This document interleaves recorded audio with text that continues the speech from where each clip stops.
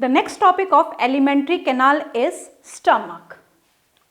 So here what is exactly stomach and where it is located? Stomach क्या है, वो कहाँ पे लोकेटेड है, वहाँ पे कौन कौन सी सेल्स होती हैं और वो किस किस प्रकार का सिक्रीशन करती हैं, इस टॉपिक में हम वो डिटेल में पढ़ेंगे। सबसे पहले स्टमक एब्डोमिनल कैविटी में प्रेजेंट है। स्टमक एब्डोमिनल कैविटी में प्रेजेंट है। कहाँ पे प्रेजेंट है? लेफ्ट साइड में। एब्डोमिनल कैविटी की लेफ्ट साइड में स्टमक प्रेजेंट है। इससे पहले हमने इसोफेगस टॉपिक डिस्कस किया था। उस टॉपिक में हमने ये डिस्कस किया था कि हमारी बॉडी में जो डायफ्राम है वो दो कैविटी को सेपरेट करता है। ये डायफ्राम है, ये दो कैविटी को सेपरेट करता है, यानी कि ये वाली जो कैविटी है, this cavity is known as chest cavity, और इसके नीचे जो कैविटी है, this cavity is abdominal cavity. तो डायफ्राम के जस्ट नीचे, यानी कि थोड़ी सी लोकेशन स्टमक की कहाँ आ जाती है? ऊपर आ जाती है। तो यहाँ पे stomach is located at the left side, upper left side भी यहाँ पे टर्म कभी कभी आ जाती है। दूसरा, it is the widest part of alimentary canal. एक इम्पॉर्टेंट बात है कि ये एलिमेंट्री कैनाल का सबसे चौड़ा हिस्सा है।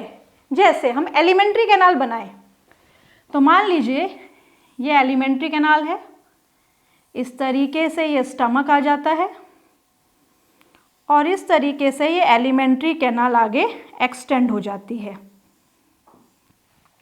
तो यहाँ पे हमने ये देखा कि ये वाला पार्ट भी कैसा है? नैरो। ये वाला पार्ट भी कैसा है? नैरो। बट ये थैला जैसा बीच में आ गया।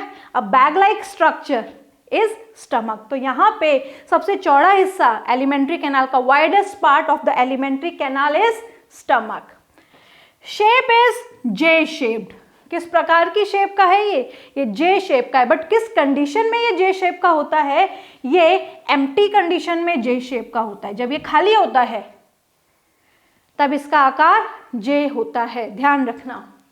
Next is the stomach contain 4 parts, यानी कि स्टमक में 4 पार्ट्स होते हैं और वो पार्ट्स किस तरीके से कहाँ कहाँ लोकेटेड है, one by one we will discuss. Next topic is the different parts of the stomach. Stomach के अलग अलग पार्ट्स और उनकी क्या इंपॉर्टेंस है।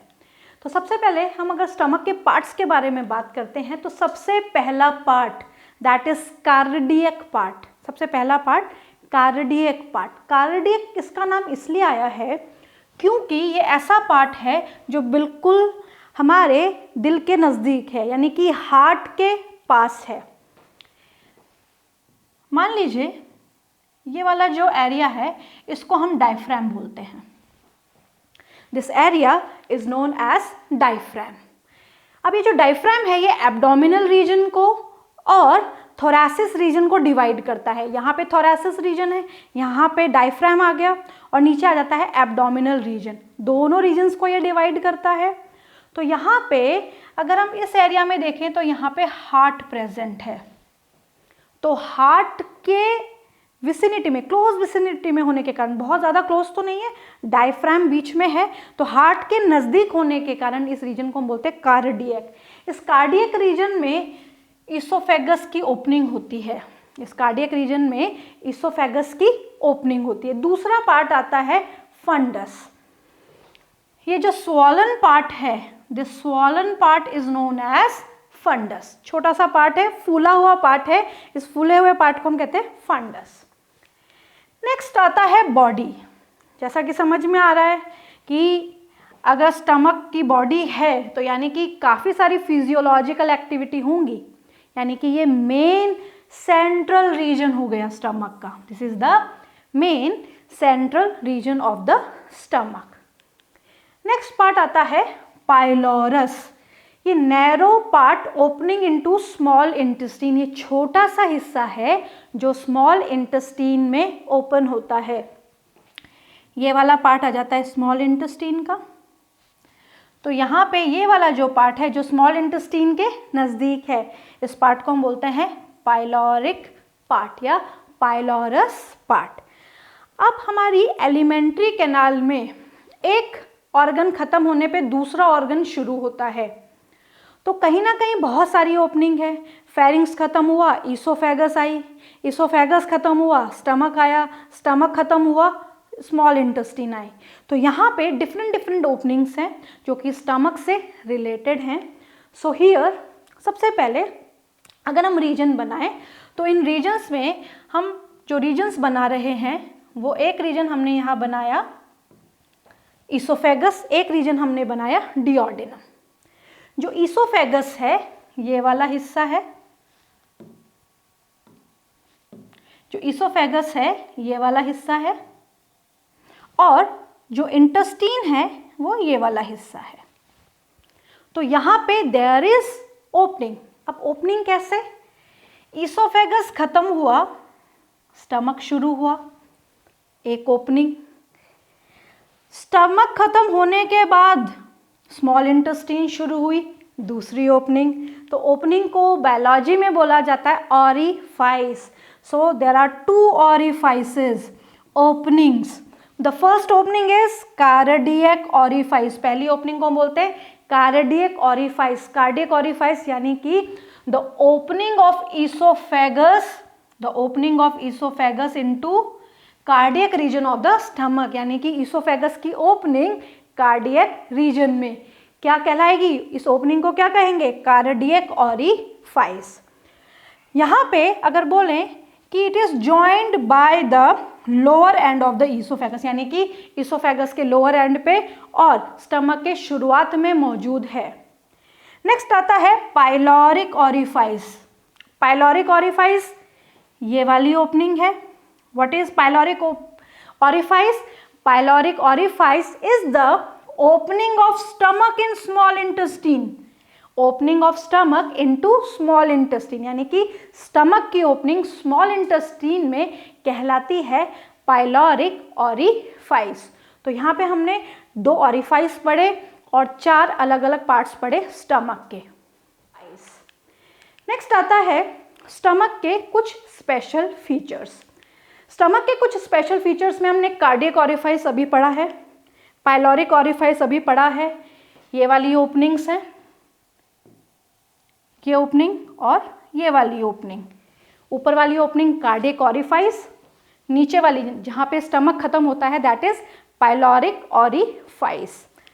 अब यहाँ पे बहुत इंपॉर्टेंट टर्म्स जो स्टमक से रिलेट करती हैं हम उनको डिस्कस कर रहे हैं, जिन पे क्वेश्चंस आते हैं।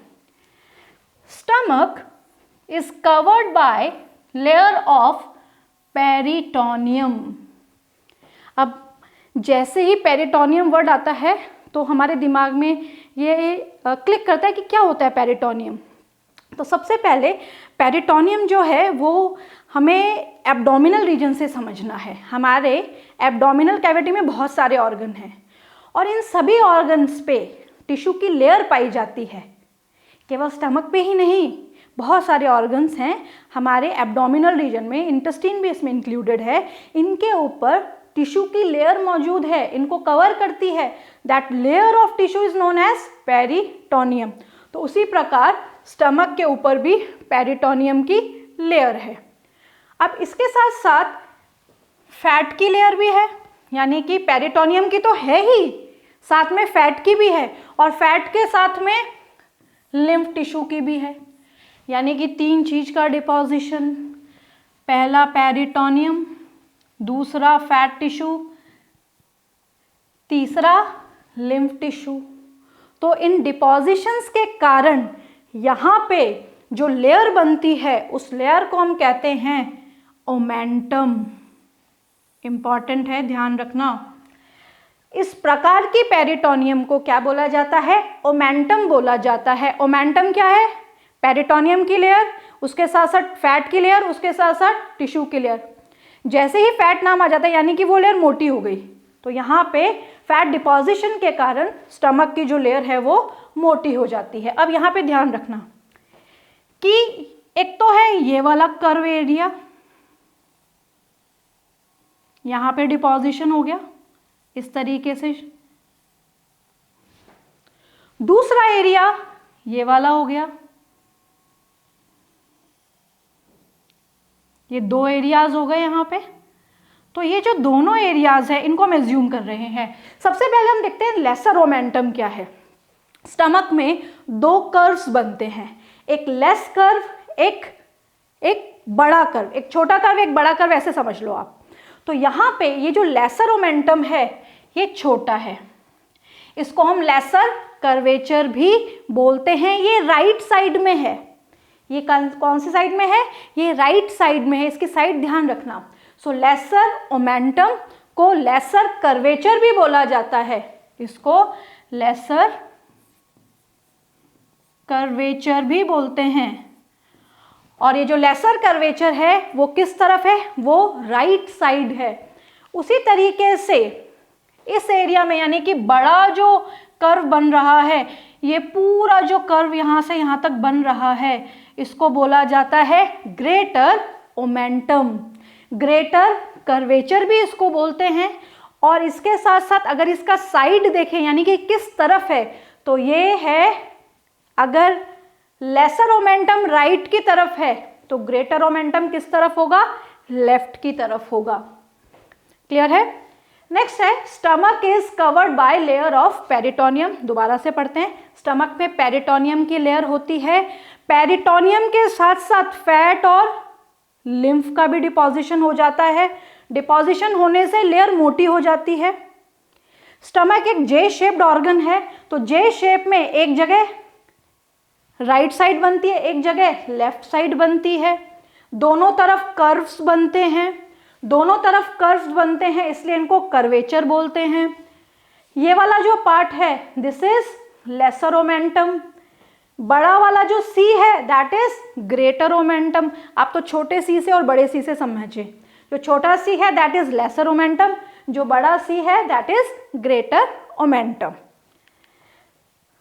अब यहाँ पे जब हम म्यूकस मेम्ब्रेन की बात करते हैं स्टमक में, जब हमने इसोफेगस के बारे में पढ़ा था तो वहाँ मैंने आपको बताया था कि पूरी एलिमेंट्री कैनाल में 4 लेयर हैं।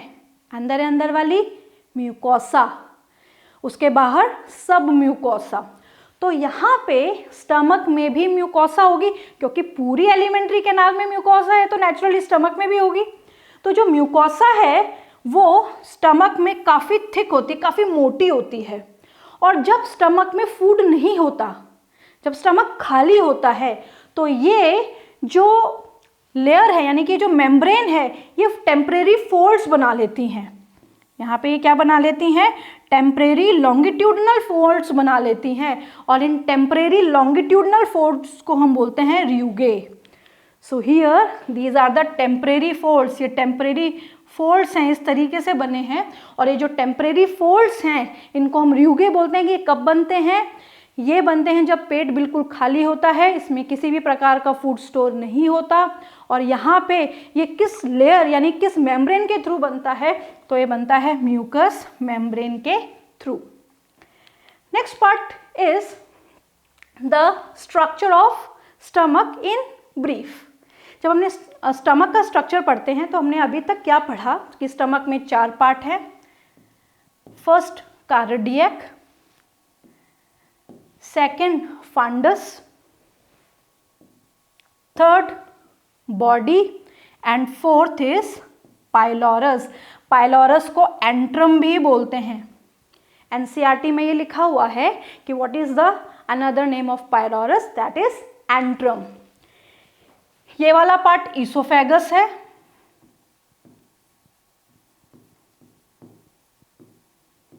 इसोफेगस जब स्टमक में आई तो एक ओपनिंग के थ्रू आई। ये वाली जो ओपनिंग है इसको हम कहेंगे कार्डियक ऑरिफाइस।